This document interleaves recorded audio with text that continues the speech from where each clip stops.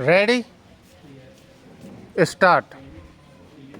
आतंकवाद के क्षेत्र में आज भी भारत को अपनी सीमाओं पर कई तरह की चुनौतियों का सामना करना पड़ रहा है।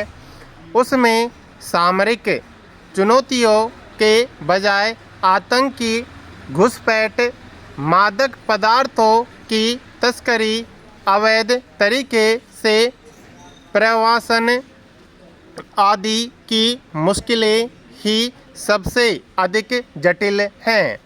फिर हमें ये घुसपैठ की सर्वाधिक चुनौतियां पाकिस्तान सीमा से ही अधिक मिलती हैं। कहा जा रहा है कि आजकल अपनी हर जगह की सीमाओं को काफ़ी चौक चौबंद कर लिया गया है। फिर भी पश्चिमी सीमा की ओर से ही हमें काफ़ी अधिक चुनौतियां मिलती रही हैं। इसकी बड़ी वजह मादक पदार्थों की तस्करी को भी कहा जा सकता है। पूर्वोत्तर क्षेत्रों की बात करें तो यहाँ भी अवैध तरीके से घुसपैठ की खबरें आती रही हैं। इसलिए अगर आज भारत पाक और भारत बांग्लादेश सीमाओं की बात करें तो आज यहाँ समूचे क्षेत्रों में बाड़बंदी है। फिर भी कई क्षेत्रों में यह सब कुछ होने के बाद आज भी घुसपैठ का रास्ता बनने में आतंकियों को कामयाबी मिल जाती है, जबकि इन इलाकों में ड्रोन और अत्याधुनिक तरीकों से भी निगरानी की जा रही है।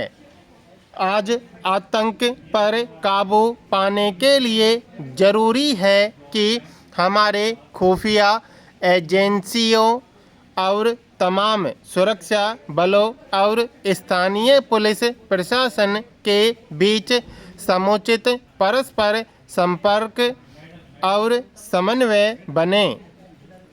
आज हम इन सबसे लड़ने के लिए अत्याधुनिक सूचना तंत्र का भी इस्तेमाल कर रहे हैं, मगर आए दिन आतंकवादी अपनी साजिशों को अंजाम देने की कोशिश कर रहे हैं। पैरा आतंक को बढ़ावा देने में इन दिनों मादक पदार्थों की तस्करी भी अधिक हावी है। जब तक इस तस्करी की खेती पर रोक नहीं लगेगी, तब तक शायद आतंकवाद की फसल यहाँ लहराती रहेगी।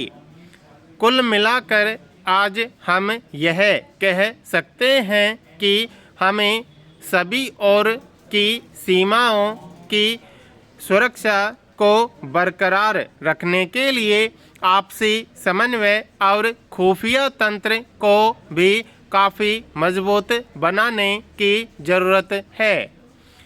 फिर पाकिस्तान हमारे लिए एक बड़ा घोषित शत्रु है, जो आज कंगाली एवं खस्ता हाल होने के बावजूद भी हमेशा ही सारी सीमाओं में घुसपैठ कर आतंकी घटनाओं को अंजाम देने के लिए हमेशा प्रयत्नशील रहता है। इसलिए हमें आज अधिक सावधान रहने की ज़रूरत है। पैरा हमारी आज़ादी तभी सार्थक होगी जब हम अपनी जवाबदेही को समझेंगे। हमें तमाम तरह के अधिकार मिले हुए हैं। हम प्रत्येक 5 साल बाद अपनी सरकारों का चुनाव करते हैं। देश का कोई भी बासिंदा चाहे वह गांव में रहता हो या शहर में।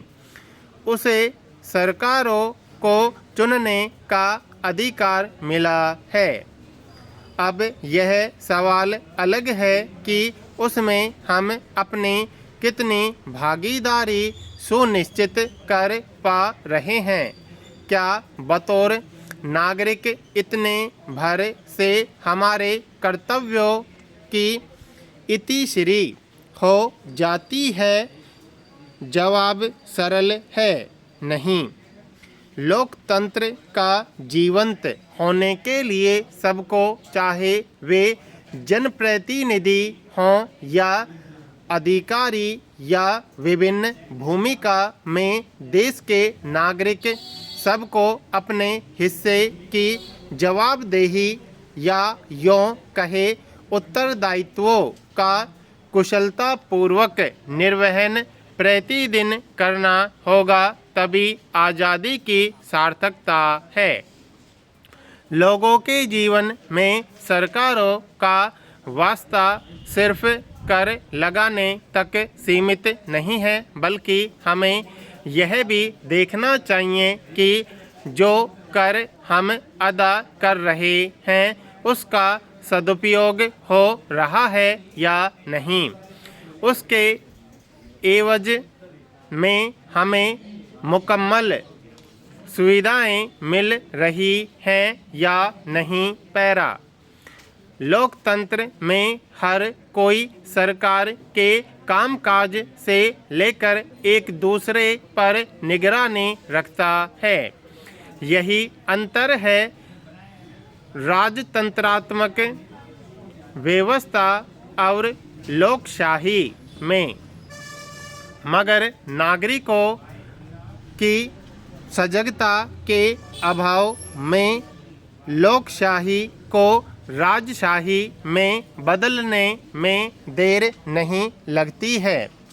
ऐसे में हम अगर अपने नागरिक जवाबदेही से मुकरते हैं या बेपरवाह रहते हैं, तब हमारी भूमिका निष्क्रिय नागरिक की तरह हो जाती है। हम अपने कर्तव्यों से महरूम होकर किसी अधिकार की मांग नहीं कर सकते हैं और न ही ऐसी आज़ादी कभी मुकम्मल होगी।